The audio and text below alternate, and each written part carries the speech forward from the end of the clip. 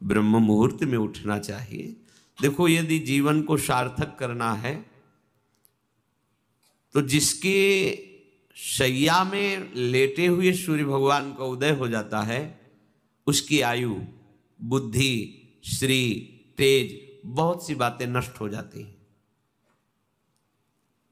अगर आपको जीवन में चाहे लौकिक उन्नति प्राप्त करनी हो या पारलौकिक, प्रातःकालीन कम से कम सूर्य उदय होने के 2 घड़ी पहले, 24 दूनी 48 मिनट, अभी सूर्य उदय होने में 48 मिनट हैं, आपने सैया छोड़ दिया, बस इसके आगे ना। सूर्य उदय होने के 48 मिनट पहले आप सैया से हट जाएं। अगर आप रात्रि में जगे हैं तो सूर्य उदय होने के 48 मिनट बाद फिर आप सो जाएं। लेकिन वो जो बीच का समय, प्रातःकालीन संध्या भुवन भास्कर भगवान पधार रहे हैं, वो आप सो रहे हो, तो आपकी आयु, आपका वैभव, आपकी बुद्धि, ये सब नष्ट होने लगती है, पता नहीं चलता लोगों। देखो कहाँ तेजवान चेहरे दिखाई दे रहे हैं, खूब तो सब खा पी रहे हो, खाने पीने का तेज एक अलग होता है, भागवतिक तेज अलग होता है।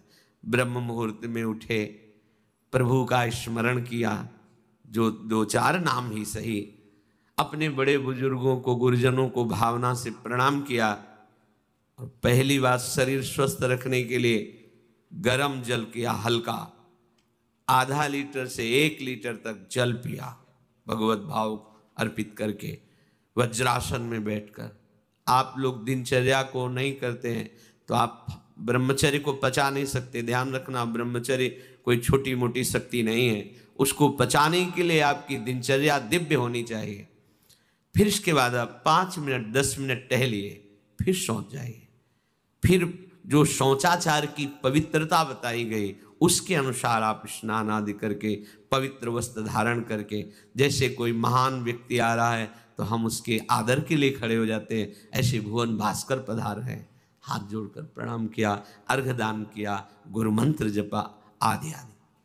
अब पढ़े हो आप कि हम तो 2-3 बजे तक जगे हैं, ऐसा अगर आप भजन में जगे हैं तो भी सूर्य उदय के समय आप उठ जाइए। आपके गुरु आवे तो क्या आप सोते रहेंगे क्या? तो जगत गुरु हैं भुवन भास्कर, परम ज्ञान स्वरूप हैं, गायत्री छंद रूपी घोड़े हैं इनके रथ के, स्वयं भगवान अरुण देव सारथी हैं, और भगवान पीछे वर्णन किए, मैं ही सूर्य रूप से जगत को प्रकाशित करता हूँ और ताप के द्वारा जल को सोख कर मैं ही वर्षा कराता हूँ। भगवान का आदर करना। जो सूर्योदय तक सोते हैं उनकी बुद्धि में भागवतिक बातें, अध्यात्म बातें आ जाए, मेरी समझ में नहीं आता। अगर आप थोड़ा भी शरीर स्वस्थ रखना चाहते हैं तो जैसे नियम से भजन वैसे व्यायाम आवश्यक है। सबसे प्रार्थना है, ये दवाइयों के बल पर जीना बंद करो। शरीर में जितनी आवश्यकता जल की है, अगर उतना नहीं जाएगा तो आपकी एसिड बनेगी, फुंसियाँ निकलेंगी, कब्ज बनेगा, कई परेशानी। हम साधुकों को कहते हैं, कभी कभी जैसे पूछते हैं कितना जल पिया, वो अभी तो पिया नहीं।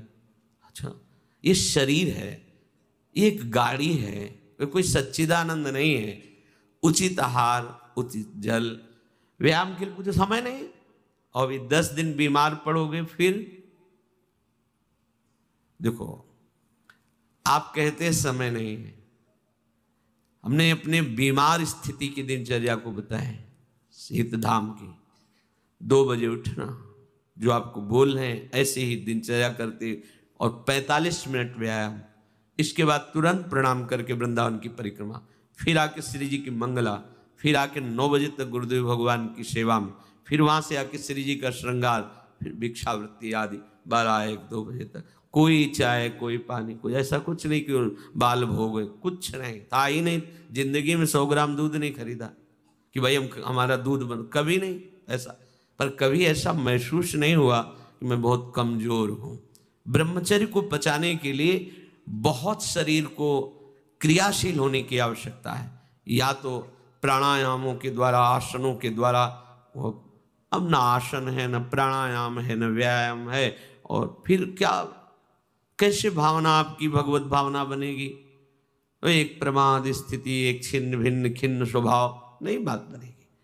अध्यात्म का साधक जो होता है एक नवीन खिला हुआ कमल जैसा, मुख प्रसन्न तन तेज विराजा, कीनेस रामचंद्र कर का। कोई असाध्य रोग, कोई बहुत पीड़ा, वो बात अलग है, नहीं तो ऐसा वो जैसे कमल खिला होता है ऐसे खिला रहता है। क्यों? हर समय चिंतन सही, आचरण सही, सब कुछ सही।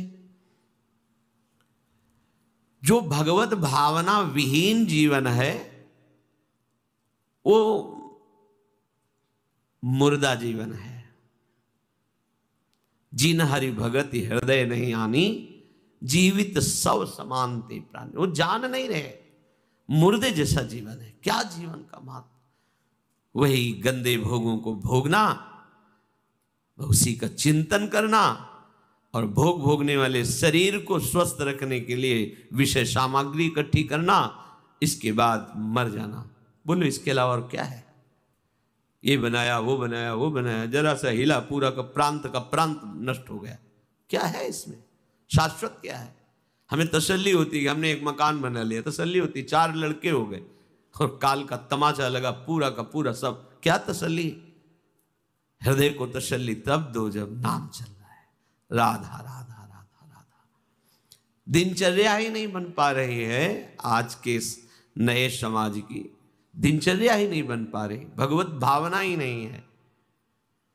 देखो, अगर परिवार में रह करके आप भगवत भावना नहीं करते तो सब परिवार में रहकर आसक्त हैं और सब दुर्गति को प्राप्त होते हैं।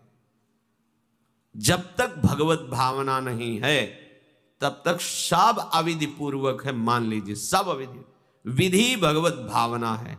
कुछ भी, किसी से भी, कोई भी, बस भगवत भाव, वही आनंद का अनुभव हो जाएगा। अतः उनके द्वारा किया गया देवताओं का पूजन मूल में मैं ही हूं, मेरा ही है, पर वो अविधि पूर्वक है। अविधि पूर्वक का तात्पर्य है कि वो ये नहीं जानते कि इस रूप में सर्व सामर्थ्यशाली भगवान ही विराजमान है। कभी कभी मंत्रों का ज्ञान नहीं होता, पूजन की सामग्री शुद्ध नहीं होती, भाव शुद्ध नहीं होता, इसलिए उनका पूजा सेवा आगे चल करके फल प्रदान नहीं कर पाता। प्रभु कह रहे हैं, मेरे में रिझाने के लिए किसी पूजा सामग्री की या किसी धन संपत्ति की आवश्यकता नहीं। पिता को बस इतना ही चाहिए कि वो अपनापन करके दौड़ के उनकी गोद में बैठ जाए, बस अपनापन प्रभु को चाहिए। माया के भूल भुलैया से वापस लौटिए और एक बात केवल बैठ जाए अगर हृदय में कि मेरे प्रभु, अब मैं थक गया हूं, यहां कोई मुझे सहारा देने वाला नहीं, अपना नहीं, नाथ मुझे अपना बना लो। ये बहुत बड़ी बात है हृदय की। किसी के बहुत भाग्यशाली होगा, उसके हृदय में बात आएगी। प्रभु उसकी रुचि का विषय बन जाते हैं। प्रभु जहां वो ऐसा भावना करता है और उसकी रुचि हो जाती है प्रभु में। जैसे हमारी विषयों में रुचि, ऐसे प्रभु में रुचि हो जाती है। अब वो जो भी करता सब पूजा हो जाती है। ये रात से जल्दी सबको समझ में नहीं आता। ध्यान दीजिए, भगवत भावना विहीन आप जो भी कर रहे हैं वो सब अविधि पूर्वक है, भगवान कह रहे हैं। अगर भगवत भावना युक्त है तो जो भी कर रहे हैं सब विधि पूर्वक। कर्माबाई जी ने, एक विधि विधान जानने वाले संत ने जब कहा कि आप तो बिना स्नान में बड़ा अपराध, ऐसे तुम कैसे बना पाओ? और वो प्रातः अपनी स्नान आदि दिनचर्या करने लगी तो विलंब हुआ। फिर खिचड़ी अमनिया की ठाकुर जी को, ठाकुर जी आए गोद में बैठ के, एक कवल ही पाए कि उधर पर्दा, भाग के ठाकुर जी गए। खिचड़ी लगी थी, पार्षदों ने कहा जय जय तो अभी भोग ही नहीं पधराया। फिर और बोले कर्मा भाई है ना, वो मुझे भोग लगाती है। और पता नहीं उस महात्मा ने क्या समझा दिया विधि विधान, वो भोरी भारी हमारी भक्ता, वो अब नहाने धोने में समय लगाने लगी, इसलिए आज विलंब। देखो तुम जाओ और उनसे कह दो हम विधि विधानों से फंसने वाले नहीं, विधि विधान हमें कोई फांस नहीं सकता है। एक प्रेम फांस है जिसमें मैं फंस जाता हूं। बिना किसी बंधन के अगर ये बंधते हैं उसका नाम है प्रेम डोरी। जय श्री भट्ट प्रेम रस बंधन, क्यों छूटे दृढ़ फंद, बसो मेरे नैनन में दो चंद। ये बात सबकी समझ में नहीं आती। जाओ उनको कह दो जैसे वो बनाती थी वैसे ही बनावे। पूरा अविधि है। अगर शास्त्रीय सिद्धांत से दे देखो अविधि है, पर वो महान विधि है जो भगवान को आसक्त कर लिया। कौन सी विधि? मेरे अपने प्रभु, मेरे प्यारे रात में भूखे रहते होंगे, ये भाव। भगवत भाव विहीन जितना जो कुछ आप कहोगे कि कैसे अविधि पूर्वक भगवान कह रहे हैं। देखो, जब मथुरा के ब्राह्मणों को भगवत पार्षद सखाओं ने निवेदन किया कि भगवान श्री कृष्ण और बलराम आज इधर ही गाय चराने आए हैं और वो भूखे हैं, आप थोड़ा सा कुछ भोजन सामग्री दे दीजिए। ऐसे देखा कि ग्वारिया है, बात ही नहीं की, अधिकारी ही नहीं समझा, बात का अधिकारी नहीं समझा। ऐसा नहीं कि इनको पता न चला हो कि भगवान का अवतार है, क्योंकि जब भगवान अवतरित हुए सबको पता था कि भगवान अवतरित हुए हैं। प्रायः सबको पता था, सबको। जैसे वायु शीतल चलती तो सबके अंगों में लगती है, इसलिए महान प्रकृति उल्लसित होकर नृत्य कर रही थी आनंद में जब भगवान का प्रादुर्भाव हुआ। और उन्होंने बाद में स्वीकार किया कि मैंने महापुरुषों से सुना था कि भगवान पधारे हैं, पर मेरा कितना दुर्भाग्य कि वो स्वयं यज्ञ भोक्ता भगवान आगे जैसे कहे, आम ही सर्वयज्ञानाम भोक्ता च प्रभुरेव च, समस्त यज्ञों का भोक्ता मैं हूं। स्वयं समस्त यज्ञों की भोक्ता मांग रहे हैं और वो यज्ञ करने वाले ब्राह्मण अनादर कर रहे हैं। हुई ना विधि। और उन्होंने स्वीकार किया है कि मुझे चारों वेदों का ज्ञान है, गायत्री का अनुष्ठान, त्रिकाल संध्या, जितना भी शास्त्रीय सिद्धांत सब पालन करता हूं। पर सबके लिए उन्होंने एक शब्द प्रयोग किया, धिक्कार है मेरे ज्ञान को, धिक्कार है मेरी पवित्रता को, धिक्कार है। स्वयं यज्ञ भोक्ता भगवान मांगे और हमने बात भी नहीं की। पर अहो भाग्य हमारे कि हमारी पत्नियां ऐसी निकली जो हमारी बात बन गई, भगवत साक्षात्कार करने वाली। वहां कौन सी विधान का पालन कर रही? एक ही विधान, केवल अपने श्याम सुंदर मेरे प्रभु की चर्चा सुनकर प्रभु में आसक्ति हुई, आसक्ति ने प्रभु का साक्षात्कार करा दिया। भगवत भावना विहीन बड़े से बड़ा कार्य प्रभु को बिल्कुल पसंद नहीं। दुर्योधन ने दुशासन के महल में ऐसी भोग सामग्रियों का रचना करवाया था कि देवराज इंद्र भी ललचा जाए, और मूल उद्देश्य था कि श्री कृष्ण को रिझा लेंगे, अपने पक्ष में कर लेंगे। प्रभु ने उनसे वार्ता जब संधि की तो उन्होंने कहा कि बिना युद्ध के 5 गांव की बात क्या, सुई के अग्रभाग भी नहीं दे सकता, सुई के अग्रभाग भर भी जमीन नहीं दे सकता। 5 गांव की भगवान ने कहा था ऐसा करो, तुम हस्तिनापुर के चक्रवर्ती सम्राट पर बैठे रहो, 5 गांव दे दो पांडवों को, वो मेरे भक्त हैं, मेरा आदेश पालन कर। उनका सूजी अग्रेण केशवा, सुई की नोक भरने। भगवान चलने लगे तो कहा आओ प्रसाद पा लीजिए, भोग पा लीजिए, आइए महल में। तो उनका पाया वहां जाता है। यदि पवाने वाले में प्रीति हो या पाने वाले को मिलता ना हो, बहुत भूखा हो, मेरे को भूख नहीं है, तेरे में प्रीति नहीं है, चल दिए भगवान उधर गए भी नहीं।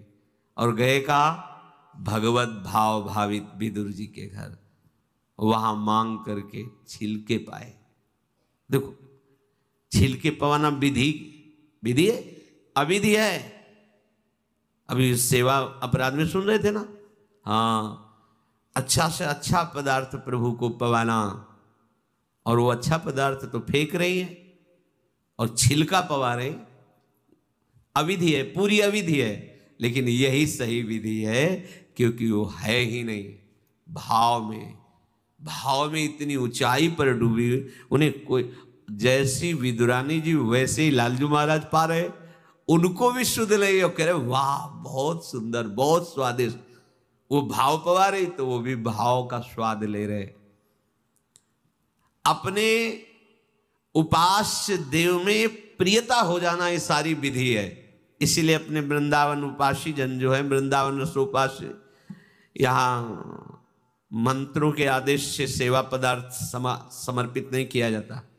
अमुक मंत्र पढ़ो फिर वो सेवा नहीं, यहाँ तो राधा राधा राधा। और जब जैसा भाव आया, जब जैसा भाव आया, या ऐसा नहीं कि ये ऐसे ऐसे ऐसे न, जब भाव आया अपने भाव में, भावोत्सवेन भजताम रस काम धेनु। भाव ये थोड़ा भक्ति का फलस्वरूप भाव होता है। जो प्रभु से विलग भाव करके उपासना की जाती है वो अविधि पूर्वक हो जाती है, और जो भगवत भाव करके की जाती है वो सब विधि मानी जाती है। जिसमें हमारे प्रभु को सुख मिले, ऐसी भावना करके जो भी किया जाए उससे भगवत प्राप्ति निश्चित है। क्योंकि श्री भगवान कह रहे हैं अहम ही सर्वयज्ञानां भोक्ता च प्रभुरेव च न तु माम अभिजानन्ति तत्त्वेनातश्च्यवन्ति ते। क्योंकि सब यज्ञों का भोक्ता मैं हूं, मैं सबका स्वामी हूं, परंतु ये जो मेरे से विमुख हैं ये ऐसा नहीं जानते हैं, ये मुझे तत्व को नहीं जानते, इसलिए ये अन्य भावना किया करते हैं। जो मेरे को नहीं जानते हैं, मेरे भाव से नहीं है, वो कुछ भी करें उनका पतन ही होता है। बात इसमें यह है कि जब अविनाशी नित्य चिदानंद भाव ही नहीं है तो विनाशी खेल में सत्य भाव से लगोगे तो तुम अविनाशी का विनाश ना होते हुए भी विनाश की सारी लीला सहनी पड़ेगी। जैसे आत्मस्वरूप जो हमारा स्वरूप है उसमें किसी शस्त्र का, मंत्र का, किसी भी दैवी शक्ति का कोई भी बस नहीं है। जो हमारा आत्मस्वरूप है कि मंत्रवेत्ता कोई भस्म कर दे, किसी दिव्यास्त्र का संधान करके हमारी आत्मा को छेद भेद दे, अक्लेद्य है, अशोष्य है, अदाय है, फिर भी हम जलते, जलन का अनुभव करते हैं अंतर और बाहर से भी। क्यों? वहां तो बता रहे हैं कि अदाय है, कोई भी ताप आत्मा को स्पर्श नहीं कर सकता, फिर ये जलन क्यों होती है? लगता तो हमें कि मैं अंदर से जल रहा हूं या बाहर से शरीर में अग्नि आदि छू जाए तो ताप लगेगा, क्योंकि हम अपने अविनाशी भाव में नहीं हैं। ध्यान दीजिए, अविनाशी होते हुए भी अविनाशी भाव में ना होने के कारण मुझ अविनाशी तत्व को विनाश की पूरी लीला सहनी पड़ती है, पूरे कष्ट सहने पड़ते हैं। नहीं सहने पड़ते? देखो आप, जन्म मरण मेरा थोड़ी होता है, मेरा स्वरूप नयनम छिन्नन्ति शस्त्राणि नयनम दहति पावकः न चैनम क्लेदयन्त्यापो न शोषयति मारुता, पर हो रहा है। हम जल में डूब के मर सकते हैं, हम वायु के प्रवाह में, हम नाना प्रकार के दुखों के प्रवाह में। क्या हुआ? बोले चूंकि तुम अपने अविनाशी स्वरूप भाव से विलग हो। समझ गए? वही बात यहां श्री भगवान कह रहे हैं कि यदि तुम ये भाव नहीं समझ पा रहे कि सबका भोक्ता मैं ही हूं, सब यज्ञ जितने भी साधन सबका फल प्रभु ही है, मैं सबका स्वामी हूं। जो मेरे को तत्व से नहीं जानते हैं, मेरे पर भाव नहीं करते, उनका पतन ही होता है। कारण ये अविनाशी भाव ना होने के कारण, विनाशी में सत्यत्व भाव होने के कारण परिणामता कुछ हाथ नहीं लगेगा, केवल नाश ही नाश। जब हम प्रभु की तरफ चलते हैं तो उसमें प्रधानता होती किसी संत या शास्त्र के वचन। ऐसे आप चल ही नहीं सकते। कभी भी कहीं भी कोई भी प्रभु की तरफ चलेगा, पहला कदम चला होगा तो किसी न किसी संत के वचन सुने होंगे या शास्त्र के वचन, दोनों एक ही बात है। जो संत भगवंत की वाणी है वही शास्त्र है। बिना उनके वचन सुने परमार्थ का पता ही नहीं चलता है। तो जब हम प्रभु की तरफ सत्संग सुनकर चलने को होते हैं तो ये दो मुख्य बाधाएं आकर खड़ी हो जाती हैं। भोगों की भोग वृत्ति, संग्रह वृत्ति जो हमारे अंदर रही है, तो वो हमको इतना कमजोर कर देती, लगता है अगर ये चीज नहीं होगी तो हम रह नहीं पाएंगे, ऐसी ऐसी व्यवस्था होगी तो हम नहीं रह पाएंगे। बड़ा कमजोर हो गए अपने लोग। हाँ, ऐसा होना चाहिए, ऐसा होना चाहिए, ऐसा होना चाहिए। भोगों का भोक्ता और भोगों के संग्रह युक्त स्वामी भाव। मेरे पास इतनी खेती, इतना बैंक बैलेंस, इतना परिवार, ऐसा ऐसा, और देखो हमारी दिनचर्या में ऐसा चलता है, हम ये खाते रहें, ऐसे करते रहें, ऐसे, और ये सब होता रहा है। अगर हमें भजन मार्ग में तो ये सुविधा चाहिए, ऐसा ऐसा।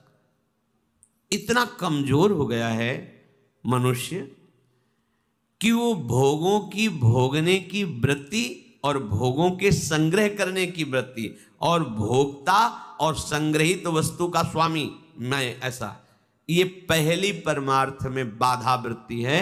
और ये प्रायः हम सब बड़ी खुशी से बाधा लिए चल रहे हैं। देखो ये बड़ा सूक्ष्म, चूंकि देखो अध्यात्म है, अध्यात्म तो जगत से बिल्कुल ऐसे है।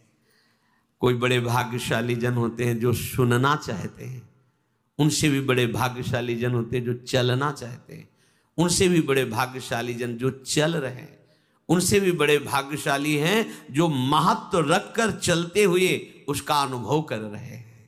जो अनुभव कर लिए तो सतरति सतरति सा लोकान तारयति, वो स्वयं तर जाते हैं, स्वयं तर जाते हैं, लोगों को तार देते हैं। ये उल्टी बुद्धि लेकर जब परमार्थ में चला जाता है तो थोड़े ही समय में वो परमार्थ से विमुख हो जाता है। भोगों की भोगने की सुख बुद्धि और भोगों के संग्रह की और उसके स्वामित्व का भाव, जहां अंदर वृत्ति लिए थे वहीं पहुंच गए। ऐसे पूरा जीवन करने पर भी परमार्थ पथ नहीं मिलता और कहने लगते कि हमें 50 वर्ष हो गए परमार्थ में चलते हैं। ये बात समझ लेना, परमार्थ पथ एक कदम भी चलोगे तो तुम्हें इतना स्वस्थ और मजबूत बना देगा कि तुम्हें कोई परास्त नहीं। एक कदम, अरे 12 वर्ष में तो सिद्धि प्राप्त हो जाती है। किसी भी मंत्र को, किसी भी नियम को 12 वर्ष तक किया जाए तो सिद्ध हो जाता है, ऐसा संतों ने वर्णन किया है। पर हम ये कह रहे हैं कि 50 वर्ष भी आप लगा दीजिए, अगर ये दो भाव आपके सुधरे नहीं तो कुछ समझ में नहीं आएगा आपको। आपको याद होगा हितधाम में एक समय शाम टाइम लगभग 75 वर्ष के विरक्त भेष के महात्मा ने एक प्रश्न किया था कि मैं किसी ऐसी आदत से परेशान हूं जो आज 75 वर्ष का हूं, फिर भी मुझे वो करना होता है। अब क्या करूं, अब तो मरने का समय आ रहा है। मुझे आश्चर्य नहीं, सर्वाश्चर्य हुआ। पूरा जीवन भगवत मार्ग में चलने का प्रमाण देने वाला कि मैं भगवत मार्ग का पथिक हूं, 75 वर्ष की अवस्था में वो अपनी उस वृत्ति को नहीं छोड़ पाया जो भगवान से विमुख करती है। अब कहीं डींग अपने लोग हाँक सकते हैं कि इतने वर्ष हो गए परमार्थ। शरीर का समय व्यतीत करना कोई परमार्थ का मार्ग तय कर लेना नहीं है। विवेक के द्वारा भोगों का त्याग करके निरंतर परमात्म चिंतन, ये परमार्थ का मार्ग है। आप चल के इस पे देखो कैसा अनुभव। लोग समय व्यतीत करते हैं भोग चिंतन, भोग स्वामित्व में, और वर्णन कर देते हैं कि इतने वर्ष हो गए हमको परमार्थ में चलते हुए। दंभ कभी सत्य वस्तु का अनुभव नहीं कराता। नाटक कभी सच्चिदानंद रस का अनुभव नहीं कराता। भगवत रसिक जी कह रहे हैं, बिन विवेक वैराग्य भक्ति बिनु सत्य न एको मानो। बिना विवेक और वैराग्य और प्रेम भक्ति के उसकी एक भी बात सत्य नहीं मानना है, कोई भी हो, कितनी भी अवस्था का हो। ऐसा जरूरी नहीं कि कोई कितनी भी अवस्था का वयोवृद्ध या कोई, उसकी बात हमें माननी है, सुननी है, ऐसा नहीं। भगवान सुखदेव जी 16 वर्ष की अवस्था के हैं, जे ही गंगा की रीति पर चरण पधराते हैं। परीक्षित जी अनशन व्रत लिए बैठे हुए, आमरण अनशन, बड़े बड़े महापुरुष बैठे हुए हैं। श्री सुखदेव जी के पिता पितामह आदि सब बैठे हुए हैं। जे ही देखा दिगंबर वेश, शरीर की शुद्धि नहीं, श्री कृष्ण प्रेम में मतवाले सब खड़े हो गए थे। सब 16 वर्ष की अवस्था के सुखदेव जी और 10-10 हजार वर्ष जिनकी केवल तपस्या साधनाएं, वो सब महापुरुष खड़े हो गए। क्यों? क्योंकि जन्म से ही भगवत अनुराग में दृढ़ महापुरुष, जन्म से ही माया रहित मूर्ख, अंदर से ही वैराग्य युक्त। तो वैराग्य ज्ञान और भक्ति का आदर होता है, अवस्था का आदर नहीं होता। आप कितनी अवस्था के, इसका मात्र नहीं होता। ओ चांगदेव ने 1400 वर्ष की अवस्था, ज्ञानदेव जी की शरण में वो शिष्य बने। ज्ञानदेव जी नवीन अवस्था के। जब तक आपके अंदर भोग में सुख बुद्धि, भोगों का संग्रह और उसके स्वामित्व का भाव,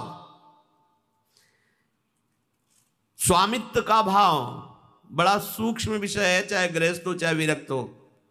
स्वामित्व का, अगर एक कमंडल में भी तुम्हारा स्वामित्व का भाव है, तो जैसे एक गृहस्थी के 100 बीघा में स्वामित्व का भाव हो, वैसे तुम्हारे कमंडल में भाव है।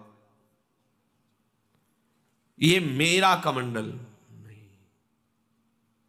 प्रयोग के लिए प्रभु ने दिया, इस शरीर के प्रयोग के लिए, दिनचर्या में काम आएगा। बस मेरा शब्द केवल प्रभु के लिए है।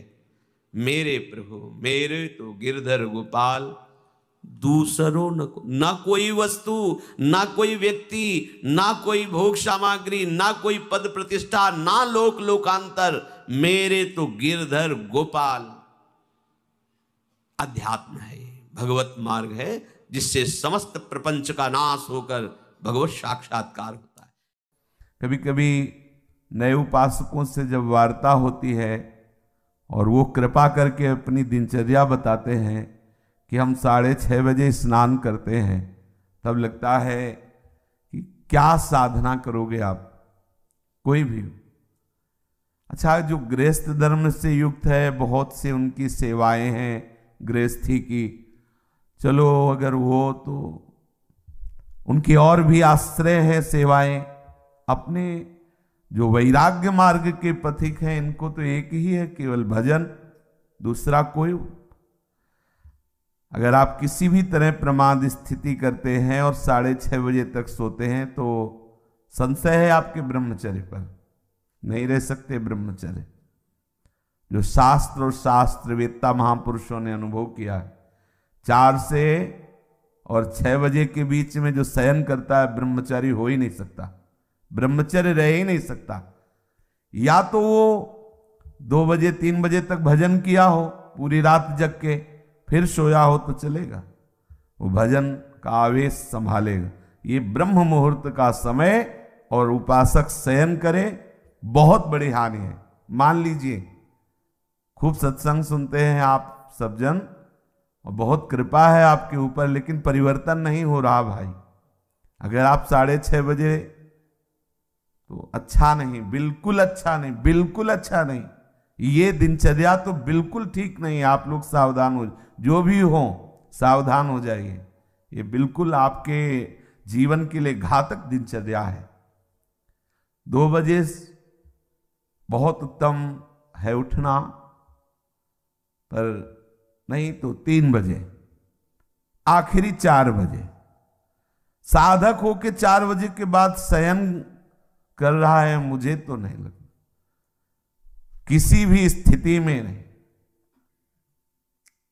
हमें लगता है कि दवा खवा दी जाए तो नहीं कहते, नहीं तो किसी भी स्थिति में कोई बीमारी, कोई भी ऐसा रोग अपना प्रभाव नहीं रखता जो दिनचर्या को बाधित कर दे। ये देखा है, ये केवल प्रवचन नहीं, देखा है, जीवन को देखा है। कुछ भी दिनचर्या में अपार सामर्थ्य देखा, अभ्यास में अपार सामर्थ्य है। देखो सामने पट्टी बंधवा दी गई और धनुष बाण ले लिया और शब्द दूर किया जा रहा है अन्य दिशा में, शब्द वेधी बाण संचार। अभ्यास देखो, आंख में पट्टी बंधी हुई है, शब्द किस दिशा से हो रहा है एक श्रवणेंद्र से देखना है और बाण वहीं संधान करना जहां से शब्द निकला है। अभ्यास देखो, अभ्यास का प्रभाव देखो, कितने से चमत्कार अभ्यास में लौकिक, और आप परमार्थ के पथिक, और आपका यह अभ्यास कि आप उठे और फिर सो गए। क्या मतलब, आपकी दिनचर्या क्या है? आप भगवद आश्रित, इसका मतलब प्रमादी थोड़ी है। आप भगवद आश्रित, इसका मतलब प्रपंची थोड़ी है। अहम का त्याग करके भगवद आश्रित होकर हम भगवत मार्ग में चलने वाले पथिक हैं। इसलिए सबसे प्रार्थना है, जो पीछे हुआ हुआ, आज से एक नई दिनचर्या आप देखो। जो पूर्व की दिनचर्या ठीक है तो उसे लिखो, नहीं तो सुधार करके और स्वयं श्री जी के सामने वो दिनचर्या रखो। दिखाने की जरूरत नहीं है, बहुत बार देख लिए, बहुत बार रजिस्टरों में रखा हुआ है सब दिनचर्या। अभी आ जाएगी उठ के, 2 बजे उठे, 3 बजे ये, 4 बजे वो, 5 हो सकता है जिस दिन लिखो उस दिन 2 बजे उठ जाओ कि आज उठे, पक्का उठे, सत्य कह रहे हो, 2 बजे लिख दिया। इससे काम नहीं चलना। आप अपने को खुद साक्षी करके प्रभु के सामने और नियमावली में बांधो। बिना नियम के प्रेम उत्पन्न नहीं होता। वो प्रेम की एक दशा है जो नेम को लय कर देती है। नियमावली में आपकी दिनचर्या सही होनी चाहिए, आपकी नियमावली ठीक होनी चाहिए। किसी भी संत के जीवन को आप देखिए, देखो एक स्थिति सिद्धावस्था में ऐसी आती है स्वाभाविक कि उनको देह से संबंध नहीं रह जाता। अब उनकी बात अलग, आपकी अवस्था और उनकी बीच सत्संग में हुक्का मांग करके परमहंस जी, रामकृष्ण परमहंस जी कभी पकोड़ा मांगते, कभी, अब उनका हम अनुसरण थोड़ी करेंगे इस बात में कि भाई धरो हुक्का, रुको और हम पी रहे। हम महापुरुषों का अनुसरण थोड़ी कर सकते हैं। महापुरुष किस दशा में, किस स्थिति में, उनके जो नियमावली उपदेश है वो कहीं नहीं बोले उपदेश में कि हुक्का पियो, नहीं बोले। तो जो उपदेश बोले वो हमें आचरण में उतारने। हम क्या करते हैं, सीधे महापुरुष व्यास भरोसे कुंवर के, सीधे वो जो इस स्थिति में है ना, बस केवल इतने पकड़ते हैं।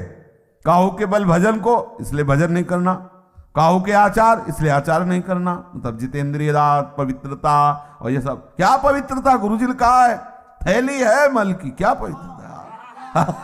हाँ, उसमें क्या सुना है नहीं प्रवचन में, आचार गए और जितेंद्रियता आदि नहीं। और व्यास भरोसे ये बात आई, सोवत पाव पसार, तो 6:30 बजे इसलिए जगना पड़ेगा कि 7 बजे 7:15 बजे सत्संगों में आना है। वो आ जाते हैं तो जल्दी जल्दी तिलक लग, जय गुरुदेव, जय महाराज, हाँ जय हो महाराज, वाह वाह वाह, हाँ क्या सत्संग में हो रहा है भाई। बहुत जीवन कीमती है। अभी कल ही पता चला कि कोई बहुत प्रियजन है, उनके यहाँ कैंसर हुआ। अब क्या दशा, ना भोजन सही पा सकते हो ना कुछ, और ये कैंसर आदि ऐसी बीमारियां हैं कि अभी तक जितने हमारे दर्शन में आए, एक आध बात अलग, उन सबको श्री जी ने जल्दी बुला लिया, जितने भी दृष्टि में आए। तो हम तुम अमरौती खा के थोड़ी आए हैं। कोई न कोई व्याधि मंदिर है, कब देवता का पर्दा हट जाए, जैसे बहुत मंदिर में सब देवता होते ना, ऐसे शरीरम व्याधि मंदिरम, पुजारी कब पर्दा हटा दे, कौन सा, बोले अब कैंसर देवता आ गए, होश उड़ जाएंगे भैया। देखो तुम्हें अभी रिपोर्ट में बता दी जाए तुम्हारी किडनी खराब थी, देखो क्या होता है तुम्हारा। अगर डिप्रेशन में ना पहुंच जाओ तो बताना, ब्लड प्रेशर अपने आप उछाल मारने लगेगा। क्योंकि चिंतन, आज तुम स्वस्थ हो तो प्रमाद करते हो, और कल कल प्रमाद करने का अवसर नहीं रहेगा, अवसर ही नहीं रहेगा। अनन्य चिंतन रोग का होने लगेगा। अगर भगवदाकार वृत्ति नहीं हुई तो आप ये मत समझो मृत्यु कोई खिलवाड़ नहीं है। मृत्यु का संदेश सुनकर अच्छे अच्छे के जमीन खिसक जाती, होश खराब हो जाते हैं। कैंसर, अब न रात में नींद न दिन में चैन, अनन्य चिंतन उसी का शुरू। अब क्या करें, घबराहट, थोड़ी थोड़ी देर में मरना है तो जो दुकान मकान पति पुत्र परिवार जितना सब भाई वो सब काटने दौड़ता है, ये सब छूट जाएगा। भजन, भजन कोई साधारण वस्तु है। इसलिए भर्तृहरि जी महाराज कह रहे हैं, यावत स्वस्थ वेदम गृहम कलेवरम यावत च दूरे जरा। जब तक बुढ़ापा दूर है, जब तक तुम्हारे शरीर में रोग कोई नहीं हो जा रहा, होगा ऐसा थोड़ी कि तुम्हारा कोई लिखवा के लाए कि नहीं होगा। जब ऐसे परमहंस को कैंसर हो सकता है, रामकृष्ण परमहंस जी को, पूज्य भाई जी के उदर में कैंसर हो सकता है, वो फिर अपने लोग तो अधिकारी ही है इस दंड के। अपने लोग तो अधिकारी, न जाने कितने इन भजनानंदी महापुरुषों के शरीर में ऐसी व्याधियां हो सकती है, तो अपने लोगों को तो पूरा रजिस्टर रखा हुआ है। सावधान हो जाइए, प्रमाद मत कीजिए। बहुत बढ़िया अवसर आपको मिला है। भगवत चरणारविंद का आश्रय और सतत जप, ये बिल्कुल खुली दो बातें हैं, ज्यादा इनमें समझने की जरूरत नहीं। अंदर से भगवत आश्रय और जिह्वा से जप, राधा वल्लभ श्री हरिवंश श्री हरिवंश। क्या जाता है भैया? अगर रोज का रोज शाम के हिसाब आपको ना दिखाई दे तो बताना, रोज आपको वैराग्य बढ़ा नजर आएगा, आपको नजर आएगा, अरुचि होने लगे। सच्ची कहते हैं भजन का प्रभाव, ये तो भगवत कृपा से भगवत चर्चा हो रही नहीं। एक मिनट के लिए अंदर से मन राजी नहीं, ये जो हो रहा है, एक मिनट के लिए राजी नहीं कि अब ये सब, बस यही लगता है चुप किसी से मिलो मत, बंद करके दरवाजा अपने कमरे का, बस एकाकार वृत्ति। कब शरीर किस दशा को पहुंच जाए, बेकार काहे को बहिर्मुखता में फैल रहे हो, शांत। इसका फल है तदाकार वृत्ति में डूबना। और आपको बढ़िया अवसर मिला है, कोई जिम्मेवारी नहीं। देखो आप सत्संग सुन रहे हो, आप नाम जप कर सकते हो, नाम में ध्यान लगाए हुए श्रवणेन्द्रिय से सुनो। देखो बढ़िया आपकी समाधि अवस्था जा रही। सत्संग क्या है? एक समाधि अवस्था में डुबोने का बहुत बढ़िया, मतलब 1 घंटा 1.5 घंटा चर्चा हो रही श्रवणेन्द्रिय के लिए, कहीं अन्य जाने की जगह नहीं, और अंदर से आप नामाकार वृत्ति, मंत्राकार वृत्ति, बड़ा आनंद का विषय है। अगर हम भजन छोड़ दिए, बाह्य में ही समय व्यतीत किए, तो बाह्यकरण से आप सेवाएं करते रहो, बाह्यकरण से दिनचर्या करते रहो, अंतःकरण विषय चिंतन कर रहा है, तो आनंद बाह्यकरण को होना है कि अंतःकरण को? समझना, जरा सूक्ष्मता से समझना। परिवर्तन किसका होना है? अंतःकरण का। बाह्यकरण का तो देखो 2 मिनट में परिवर्तन सब, लेकिन अंतःकरण का परिवर्तन चिंतन से होता है, भजन से होता है। बड़े बड़े हम संत महापुरुषों के समीप रहने वालों को देखा है, अंतर में भजन नहीं तो दीपक तले अंधेला पाया गया है। दीपक तले अंधेला पाया, बहुत अच्छी बात समझ, बहुत घुस के तमाशा देखा है अंतर और बाहर में। भजन नहीं तो बड़े बड़े भजनानंदी महापुरुषों के समीप रहने वाले बड़ा प्रपंच का नाटक देखा गया है। वो महापुरुष तो आनंदित रहते हैं, क्योंकि उनके लिए तो एक ऐसी स्थिति है प्राप्त हो गई जहां प्रपंच का स्पर्श नहीं है, और उनके प्रभाव से बाहरी व्यवहार सामग्रियों की खूब बहुतायत होती है। तो नीचे भजन का मतलब नहीं रह जाता कि भजन क्या है, बस वो सम्मान और विषय आदि का सेवन, क्योंकि महापुरुषों का प्रभाव सम्मान दिलाता है, महापुरुषों का प्रताप वो वस्तुएं जो विषय संबंधी सेवन में आती, अच्छी से अच्छी वस्तुएं, होता क्या है, अंतःकरण मलिन हो जाता है।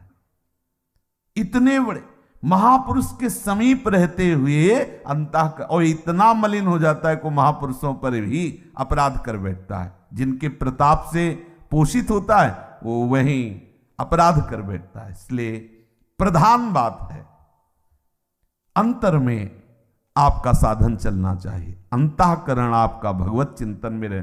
खुली बात समझ लीजिए, बाह्यकरण से बाह्य पवित्रता होती है, अंतःकरण से अंतःकरण की पवित्रता होती है। बाह्यकरण और अंतःकरण दोनों भागवतिक हो जाए तो स्वभाव का परिवर्तन हो जाता है। स्वभाव का परिवर्तन होता है तो स्वरूप का अनुभव हो जाता है। जो हमारा सखा भाव, गोपी भाव, सहचरी भाव का भाव स्वरूप है, उसकी प्राप्ति हो जाती है। इसलिए भैया चूको मत, बहुत बढ़िया अवसर, बड़ा घबराहट का विषय है। जब ये शरीर पीड़ा से युक्त होता है तो केवल प्रभु ही ऐसे जो हमें बचा सकते हैं, नहीं तो जब शरीर स्वस्थ होता है तो अहंकार देवता अपना नाटक करवाते रहते हैं, और जब अस्वस्थ हो जाता है तो मन राम उसी अस्वस्थता का चिंतन, बड़ा क्लेश में है। और इस संसार से मुक्त हो जाइए। अगर आप सोच रहे हो तो दिन प्रतिदिन ऐसा भयावह संसार का स्वरूप आएगा, पूछो मत। इससे मुक्त होना ही अब एक उपाय रह गया है। अब हम ये नहीं कह सकते कि जन्म जन्म, क्योंकि महामारियां, नाना प्रकार की प्रतिकूलताएं, नाना प्रकार की व्यभिचार, नाना प्रकार के खान पान की मलिनताएं ये कलिकाल में बढ़ती ही चली जाएंगी और उसका प्रभाव पड़ेगा। जैसे बाहर रोड में यदि गंदा कोई इत्र डाल दिया जाए तो उसकी खुशबू सबको आएगी, अच्छा डाल दिया जाए तो अच्छी आएगी। ऐसे ही इस सृष्टि में जो भी भयानक से भयानक आचरण होंगे, जो भी बुरे आचरण होंगे, पूरी सृष्टि पर उसका प्रभाव पड़ता है। अगर कोई बच सकता है तो भजन के प्रभाव से बच सकता है, नहीं तो प्रभाव, जैसे सर्दी का प्रभाव सबके ऊपर पड़ रहा है, पर जो कंबल ओढ़े बच गया। अगर कहीं भी कुछ भी मलिनता का आचरण होता है तो पूरी सृष्टि पर उसका प्रभाव पड़ता है, वो समझ में नहीं आता। अगर कोई बच सकता है कलयुग की कुचाल से तो भजन, केवल भजन, दूसरा कोई उपाय नहीं। भजन करके भगवत धाम में स्थित हो जाओ, प्रभु को प्राप्त हो जाओ, नहीं बहुत दुख भोगना पड़ेगा। अभी प्रमादी मन है तो देख लेंगे, अरे देख लेंगे, होश खराब हो जाते हैं, मृत्यु सुखद लगने लगती है, ऐसे ऐसे कष्ट आते हैं कि वो चाहता कि मुझे कोई मार दो। सच्ची मानना, हमने देखा है, चाहता है कि इस दशा से तो अच्छा है कि मुझे मार दो। भाई मरना थोड़ी हमारा समाधान होगा, भगवत प्राप्ति समाधान। इसलिए बेचैन हो जाओ भगवत प्राप्ति के लिए। प्रेम की चलो बड़ी ऊंची बात है, लेकिन इतना तो रख लो कि अब प्रभु मुक्त करो इस नरक से, ये नाना प्रकार के क्लेशों से। कितने बंधे इस शरीर में। अरे आप देखो, ज्ञान की बातें चाहे जितनी करो, जब इसकी रिपोर्ट आती है ना तो एक बार चेहरा गिर जाता है किसी का भी हो। जब हाथ में बताई जाती है रिपोर्ट की ये है, एक बार ऐसे क्रिटेनाइन और पोटेशियम, अब डायलिसिस शुरू होगा। हाँ एक बार तो फिर वो, अरे नहीं कोई शरीर है क्या, वो जब चिंतन, तब फिर आनंद की अच्छे अच्छे को। एक बार जब प्रलंबासुर ले गया ना बलराम जी को, तो एक बार वो भी उदास हो गए थे, फिर उनको स्वरूप को फिर घुसा मारा। तो ऐसे ही साधक प्रहार करता है, अरे किसी भी विकार पर, अरे नहीं नहीं हम तो प्रभु के आश्रित है, प्रभु के दास है। पर इतना प्रहार करने लायक बन जाओ, आपकी ऐसी मनोवृत्ति भगवदाकार हो कि आप प्रहार कर सको। इसलिए भाई सावधान रहो। ये सुबह 6:30 बजे तक सोना ये ठीक नहीं। आप सो करके सोने को गवा रहे हैं। ये सोने का समय है, सोने का, स्वर्ण का। और क्या बोले, सोने का समय गुरु जी का, खूब सो आनंद से, ऐसा नहीं। ये स्वर्ण समय है, ब्रह्म मुहूर्त, खूब ना। हमारे लिए तो हर क्षण ब्रह्म मुहूर्त है। ये तो केवल एक दिनचर्या के लेकर नहीं, हर समय हमारा ब्रह्म मुहूर्त है। हम प्रभु में लगे हुए हैं, इसलिए हर समय प्रेम में प्रभु का चिंतन हो रहा है। हर समय हमारे लिए महामंगल में, महापावन है। देखो आप सबसे प्रार्थना है, बहुत सोच समझ के दिनचर्या बनाएं, और जो दिनचर्या बनाए 10-12 वर्ष उसमें कोई विक्षेप नहीं होना चाहिए। आज गए 5 घंटे यमुना के किनारे बैठ गए, 5 दिन गए ही नहीं, ये रसिकों की दिनचर्या नहीं। ये वृंदावन की उपासना में दिनचर्या एक आपकी नियमावली। या तो आप ऐसी स्थिति में कि 5 दिन आपको शरीर शुद्ध नहीं रही तो कोई बात नहीं, दिनचर्या का फल मिल गया। आपकी दिनचर्या एक ऐसी होनी चाहिए जो बने तो कम से कम 10-12 वर्ष तो एक रस चलना चाहिए। आज ये कल वो, फिर परसों बदल गया, फिर अलग बदल दिनचर्याएं रजिस्टर में लिखी रखी रह गई और हमारी कुछ और ही दिनचर्या चल रही। भाई ऐसा मत कीजिए।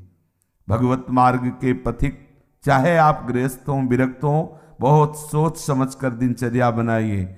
आप 10 मिनट यदि भजन में बैठते हैं तो ठीक टाइम पर बैठिए और बहुत काल तक वो समय भजन में दीजिए। कि हम 10 मिनट बैठते हैं तो हम 10-12 वर्ष तक 9 मिनट नहीं होने देंगे, 10 मिनट तो बैठेंगे ही, और हमें मिलेगा तो हम माया से खींचकर और समय बढ़ाते घटने नहीं देंगे। ये दिनचर्या का भाव होता है अपने मन को बांधना। दिनचर्या का मतलब होता है हम अपने मन को संपूर्ण समय के द्वारा इष्ट में फांस रहे, बांध रहे, इस समय ये, इस समय ये, इस समय ये, और उसको नियम पूर्वक बांधना। कभी परिक्रमा चल रही तो कभी कुछ, कभी कुछ, कभी सब बंद, कमरे में पड़े शयन कर, ऐसी नहीं। एक आपके आहार की, विहार की दिनचर्या होनी चाहिए। बहुत अच्छा आहार मिल जाए तो भी एक संयमित जो आपने आहार नियम लिया उससे ज्यादा नहीं होना चाहिए। ना मिले उस समय के बाद आपको सच्ची बताए, यदि आपकी दिनचर्या सही है तो समय के बाद आहार करने की इच्छा ही खत्म हो जाती है। अगर आपका समय कि इस समय से इस समय तक आप प्रसाद लेते हैं, अगर नहीं मिले तो उसका चिंतन खत्म, उसकी इच्छा ही खत्म। अब अगले टाइम जब पाते हैं तब फिर आए। बहुत बड़ा नियम में बल होता है। बिना घड़ी के अपने आप नेत्र खुल जाना, दोबारा आलस्य ना आना, शरीर में एक नई स्फूर्ति, अभ्यास में बहुत बड़ी ताकत होती है। अपने लोगों का अभ्यास ही दृढ़ नहीं हो रहा है, नियमावली ही ठीक से नहीं बन रही। दिनचर्या में पता होना चाहिए ये इस समय तो वो सत्संग में मिलेंगे, इस समय वो परिक्रमा में होंगे, इस समय वो जप में बैठे होंगे, उनका समय है जप का, इस समय तो मौन होंगे, वो बोलेंगे नहीं। साधु की दिनचर्या होती। हमारी क्या दिनचर्या है, इस पर ध्यान दीजिए। एक बार आप ही दिनचर्या बना लीजिए और उसे 10-12 वर्ष तक चलाइए। यह तेरे दिनचर्या बदलिएगा नहीं। माना भागवतिक है, लेकिन इससे मन संयमित नहीं होगा, इससे मन एक रस में नहीं आएगा, और एक रस नहीं हुआ तो फिर जीवत्व बाधा पहुंचाता रहेगा। ये जो जीवत्व है, काम क्रोध लोभ आदि, ये सब फिर परेशान करते रहेंगे, प्रमाद स्थितियां आती रहेंगी। एक रस में बहुत बड़ा बल। जब बुखार और ये सब परेशानियां शरीर में आती तो भी दिनचर्या बाधित नहीं होती। जो अच्छे साधक होते हैं, जिस समय स्नान उसी समय स्नान, जिस समय अपने आप इतना सामर्थ्य होती है। कहीं भी चमत्कार प्रकट हुआ है तो एक जो दिनचर्या पकड़ी गई, दिनचर्या देखो। पूज्य श्री सनातन जी वयोवृद्ध हो गए हैं, परिक्रमा को रोज जाते हैं गिरिराज जी की। गिरिराज जी को पीड़ा होती है उनकी परिक्रमा से कि इतने वयोवृद्ध नंगे पैर। अब प्रकट हुए श्री लालजू महाराज ठाकुर जी, वो कह रहे हैं कि बाबा अब तुम परिक्रमा मत आया करो, हमारे लिए ही तो सब करते हो, हम बहुत प्रसन्न हैं, वहीं वृंदावन में आप भजन करो। हाँ ठीक है प्रभु। दूसरे दिन फिर पहुंच गए, बोले बाबा मना किया, बोले प्रभु रह नहीं पाते। ये दिनचर्या क्या करती, आपका अभ्यास ऐसा दृढ़ करती कि इष्ट मना कर रहा है लेकिन रह नहीं पाते। परिणाम क्या हुआ, आज भी उनकी दिनचर्या ने हमको एक बहुत बड़ी सिद्धि दे दी। आज भी आप दर्शन कर सकते हो राधा दामोदर में बंसी का, लकुट का, श्री चरण का, गाय के खुर का चिन्ह हो, गिरिराज जी की शिला आज भी हो। सनातन जी की एक नियमावली ने आज हम सब भक्तों को दुर्लभ वस्तु है, दुर्लभ वस्तु है। भगवत चरणारविंद के चिन्ह, लकुट के चिन्ह, बंसी के चिन्ह, गाय के खुर के चिन्ह प्रभु ने स्वयं दे, और बोले शिला की परिक्रमा कर लेना। ये 4 परिक्रमा का आपको 4 परिक्रमा कर लो तो परिक्रमा गिरिराज जी की पूरी हो गई। नियमावली 24 घंटे में ऐसी सहज दिनचर्या आप अपनी खुद बना लीजिए जो आप बहुत काल तक निर्वाह कर सके। यमुना तट अगर हमारा जाना हुआ तो यमुना तट, बहुत मन हुआ तो नागरीदास जी करें गोवर्धन गिरिराज जी, और बैठो राधा को देखा है, अनुभव किया है, एक अलौकिक मतलब आकर्षण राधा कुंड में देखा है। सुबह सुबह जैसे चुपचाप कभी गए हैं और एकदम बैठ गए तो एक अलौकिक आकर्षण, एक दिव्य आकर्षण, एक भजन में एक दिव्य उन्माद। आसपास बड़े बड़े भजनानंदी महात्मा रहते हैं और श्री जी का वो नित्य स्थल राधा कुंड संपूर्ण ब्रज महिमा में, पर कहीं कहीं प्रभु विशेष अपनी लीला प्रकाशित किए।